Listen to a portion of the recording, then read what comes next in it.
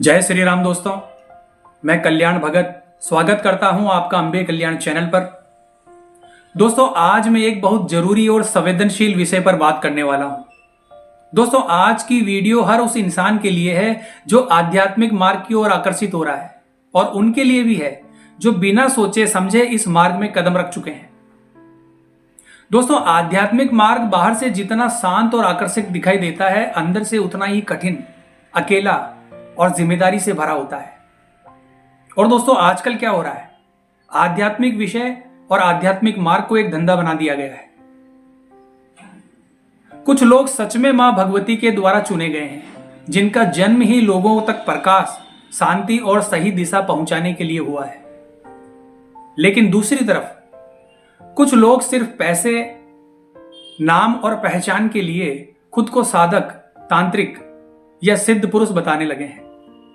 और दोस्तों, यकीन मानना, यहीं से असली खेल शुरू होता है। दोस्तों, जब कोई व्यक्ति गुरु के मार्गदर्शन के बिना सिर्फ मंत्र जाप, साधना या प्रयोगों के जरिए शक्तियों को बुलाने की कोशिश करता है, तो शक्तियां आती तो जरूर है, लेकिन वो रक्षा नहीं करती, बल्कि वो विनाश करती है। ऐसे मामलों में मैंने देखा है कि इंसान का पूरा जीवन बिखर जाता है, आर्थिक व्यवस्था बिल्कुल शून्य हो जाती है, रिश्ते टूट जाते हैं, व्यक्ति अकेला पड़ जाता है और शारीरिक और मानसिक बीमारियां शुरू हो जाती है। ऐसा क्यों? क्योंकि उसे यह पता ही नहीं होता कि मंत्र तो किया, लेकिन आई कौन सी शक्ति है। और जब गलत ऊर्जा प्रवेश करती है तो उसके संकेत शरीर और मन में दिखने लगते हैं, जैसे अनचाहे और गंदे स्वप्न, शारीरिक समस्याएं, हार्मोनल गड़बड़ी, अत्यधिक थकान, घर में लगातार हो रहे लड़ाई झगड़े और मन का अशांत हो जाना।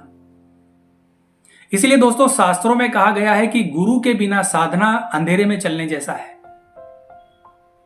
दोस्तों, आज के समय में एक बहुत बड़ी गलतफहमी फैली हुई है कि हर किसी को मंत्र चाहिए, हर किसी को साधना चाहिए, हर व्यक्ति साधक बनना चाहता है।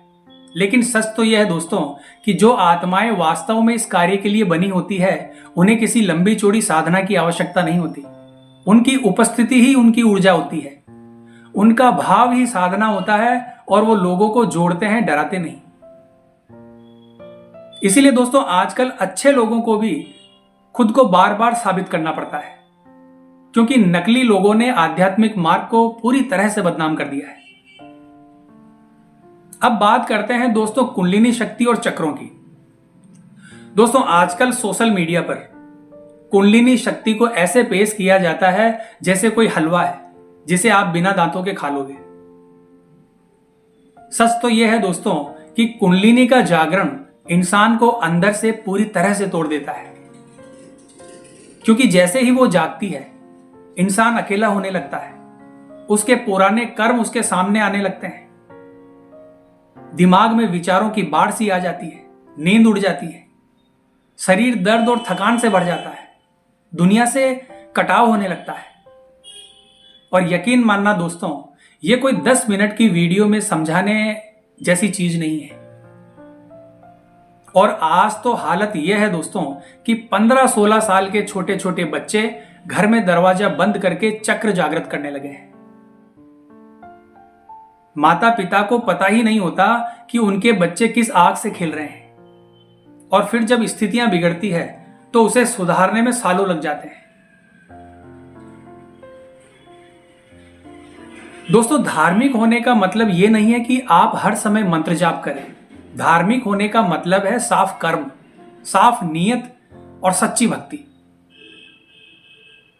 क्योंकि जो सच्चा भगत होता है वो कभी शक्ति, सिद्धियां या प्रदर्शन के पीछे नहीं भागता। वो सीधे परमात्मा से जुड़ता है, धैर्य रखता है, सीखता है, इस मार्ग को समझता है, क्योंकि उसे पता होता है कि जब परमात्मा प्रसन्न होते हैं तो वो अदृश्य रूप से हजारों शक्तियां आपकी रक्षा में खड़ी कर देते हैं।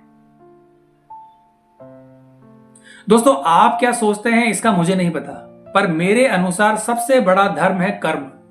अगर आपके कर्म सही है, नीयत साफ है, दिल में छल कपट नहीं है, तो कोई भी नकारात्मक शक्ति आपको छू भी नहीं सकती।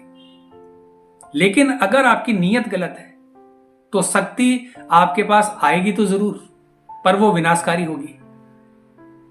और याद रखिए दोस्तों, शक्तियां आपके शब्दों को नहीं समझती, वो आपके भाव को समझती है।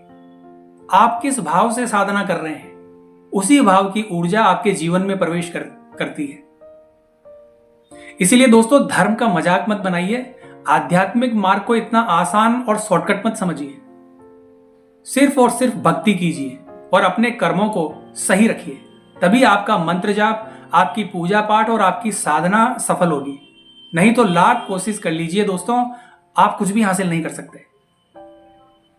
तो दोस्तों, आज की वीडियो में बस इतना ही। उम्मीद करता हूं वीडियो में दी गई जानकारी आपके लिए उपयोगी साबित होगी। तो मिलते हैं दोस्तों इसी प्रकार की अगली वीडियो के माध्यम से। जय मां अंबे, जय श्री कल्याण।